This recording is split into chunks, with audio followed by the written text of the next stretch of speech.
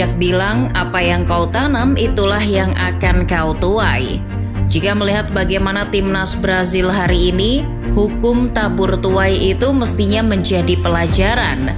Barangkali hasil buruk Brazil hari ini berkelindan erat dengan apa yang dilakukan mereka sebelumnya. Di konferensi pers jelang perempat final Piala Dunia 2022, juru bicara timnas Brazil Vinícius Rodrigues melempar kucing yang sedang asyik masyuk leyeh-leyeh di meja konferensi pers. Tindakan itu dihujani kecaman dari banyak orang, tak terkecuali para pecinta binatang. Banyak yang bilang tindakan itu kejam. Ironisnya, kelak setelah tindakan yang membuat pecinta kucing di seluruh dunia marah itu, timnas Brazil seolah tertimpa karmanya.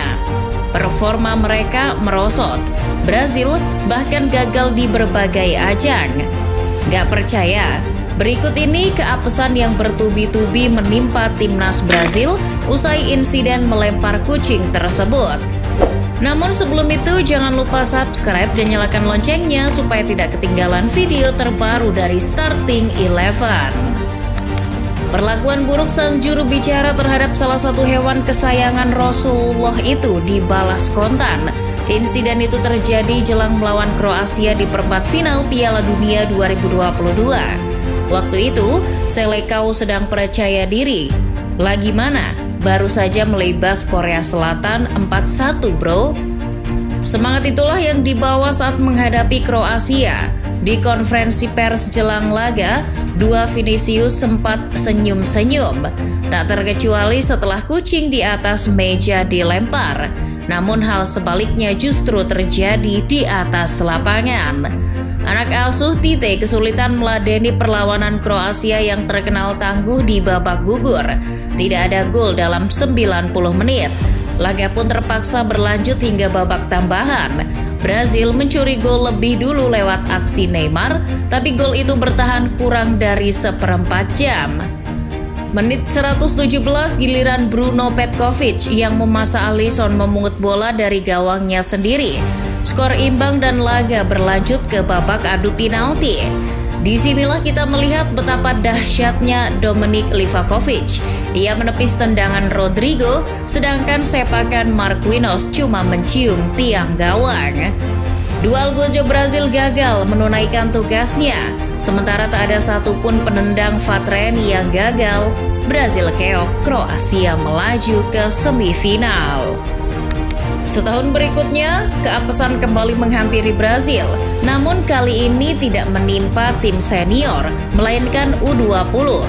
Di Piala Dunia U20 yang batal dihelat di Indonesia, menuntaskan perlawanan Tunisia di 16 besar, Brazil pun melaju ke perempat final. Di 8 besar, musuh yang dihadapi adalah Israel yang baru saja mengalahkan Uzbekistan di 16 besar. Secara level dan kualitas permainan, Brazil U20 mestinya di atas Israel U20. Namun ternyata, Israel sanggup meladeni permainan anak asuh Ramon Menezes. Pertandingan yang semestinya mudah pun menjadi alot. Brazil 2 kali unggul, tapi 2 kali pula Israel dengan cepat menyamakan kedudukan. Hasil imbang tak terhindarkan, laga pun terpaksa berlanjut hingga babak tambahan. Di menit 105+3, justru Israel yang mencuri gol lewat Dor Turgeman. Setelah itu tak ada lagi gol tercipta. Brazil pun tersingkir, sementara Israel melaju ke semifinal. Di akhir kompetisi, Israel sukses menjadi juara 3. Satu catur bulan setelah kekalahan atas Israel, nasib buruk menghampiri Brazil lagi. Kali ini datang dari punggawa andalan mereka, Neymar. Di ajang kualifikasi Piala Dunia pada Oktober 2023, Brazil ditekuk Uruguay 2-0. Di pertandingan itu pula Neymar terpaksa ditanduk keluar lapangan di injury time babak pertama. Bintang Al Hilal itu mengalami cedera ligamen anterior cruciatum dan robekan meniskus di lututnya. Cedera ini membawanya ke meja operasi dan karena mesti dirawat, Neymar pun terpaksa absen cukup lama. Ia tidak hanya melewatkan pertandingan Al Hilal tapi juga timnas Brazil. Menurut Transfermarkt, Neymar dikabarkan baru akan sembuh dari pemulihan pada 16 Juli 2024 nanti. Namun belum bisa dipastikan kapan ia akan merumput lagi. Kehilangan Neymar tentu menjadi sebuah kerugian terutama bagi timnas Brazil. Sudah selesai? Tentu belum. Keapesen Brazil masih berlanjut dan kali ini di kompetisi yang bukan hanya sepak bola, di ajang multi olahraga yakni Olimpiade. Brazil yang 2 edisi sebelumnya meraih medali emas cabang sepak bola terpaksa mengubur mimpinya buat hat-trick medali emas. Tiket untuk memesan satu tempat di cabang sepak bola di Olimpiade Paris 2024 raib. Brazil yang sebenarnya cuma membutuhkan hasil imbang malah bertekuk lutut di hadapan Argentina U23 di kompetisi pra-Olimpiade zona CONMEBOL. Penyerang Argentina Luciano Gondou mencetak gol penentu di menit ke-77.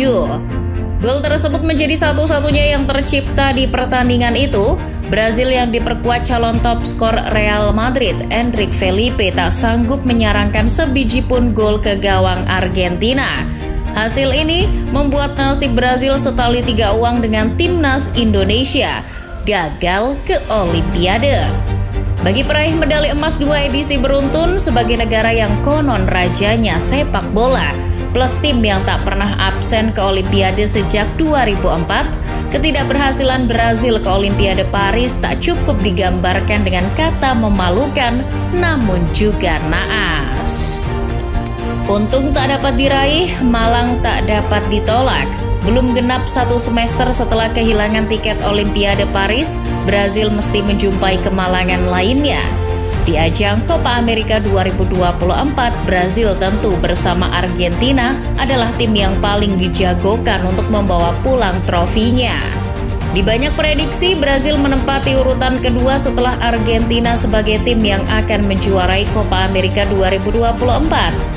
Itu wajar belaka, sebab di 2 edisi sebelumnya yakni di tahun 2019 dan 2021, Seleção selalu masuk final. Bahkan di tahun 2019 Brazil mengangkat trofi seberat 9 kilo itu. Namun Tuhan berkehendak lain. Dari fase grup saja tanda-tanda Brazil tidak akan melaju jauh sudah kelihatan. Seleção cuma bisa melaju ke babak gugur dengan status juara kedua grup.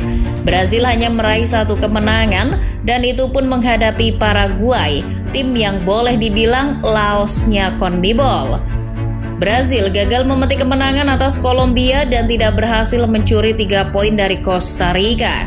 Karena menjadi runner-up, Brazil mesti menghadapi juara grup C, Uruguay, di perempat final. Juara Piala Dunia pertama itu berangkat ke perempat final dengan cara memenangkan seluruh laga di fase grup. Tayal, laga perempat final berlangsung alot. Namun menjelang berakhirnya babak kedua, Brazil diuntungkan karena 1 pemain Uruguay, Nathan Nandez, terkena kartu merah. Tapi Brazil tak sanggup memanfaatkan keunggulan jumlah pemain. Karena skor kacamata bertahan hingga peluit panjang, sedangkan Copa America tak memakai sistem extra time, pemenang mesti ditentukan lewat adu penalti. Disitulah kita melihat betapa kemakinya para pemain Brazil. Mereka melingkar sendiri, sedangkan Dorival Junior sang pelatih seakan tak dibiarkan memberi arahan. Sementara di kubu Uruguay, Marcelo Bielsa terlihat sibuk mencatat sesiapa yang bakal menjadi algojo. Yang terjadi selanjutnya, Brazil tersingkir. Douglas Luiz dan Eder Militão gagal menunaikan tugasnya. Sementara hanya Jose Maria Gimenez, algojonya Bielsa, yang gagal. Entah benar tidak, serentetan nasib buruk Brazil adalah karma akibat melempar kucing di konferensi pers. Sulit dijelaskan secara saintifik. Hanya saja mengutip Bein Sport, masyarakat Brazil mengklaim bahwa sejak insiden melempar kucing itu, timnas Brazil semacam ketiban kutukan.